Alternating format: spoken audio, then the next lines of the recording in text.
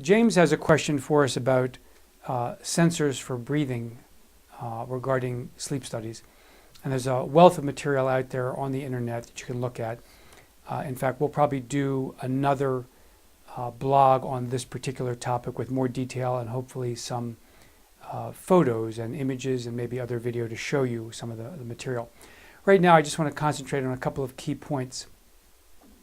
For a long time, people were using the thermistor device, which is one that is measuring the change in temperature in the airflow that is occurring in and out when someone is breathing.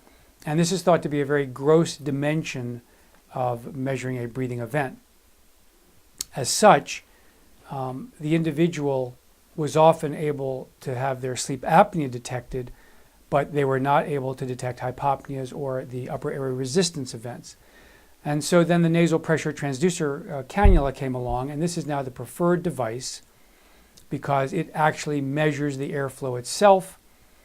And in that way, you're getting a much more calibrated signal of whether it's an upper airway resistance event, which might be a 20% reduction, a hypopnea, a 50% reduction, or an apnea complete cessation.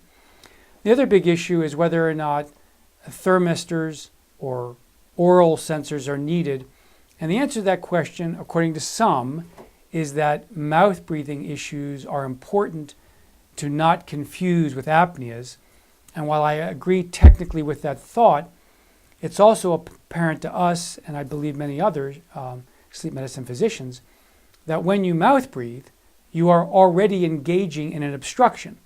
And therefore, the issue then becomes, how much of that obstruction do you need to clarify whether it is an apnea, a hypopnea, or a flow limitation? But regardless, mouth breathing in and of itself, in my opinion, represents obstruction. Therefore, it's not always as clear to me why you have to absolutely measure mouth breathing with another signal placed over the oral cavity. We do it, but we don't do it for every single patient because we're convinced it's a bit of a overkill to approach the breathing that way.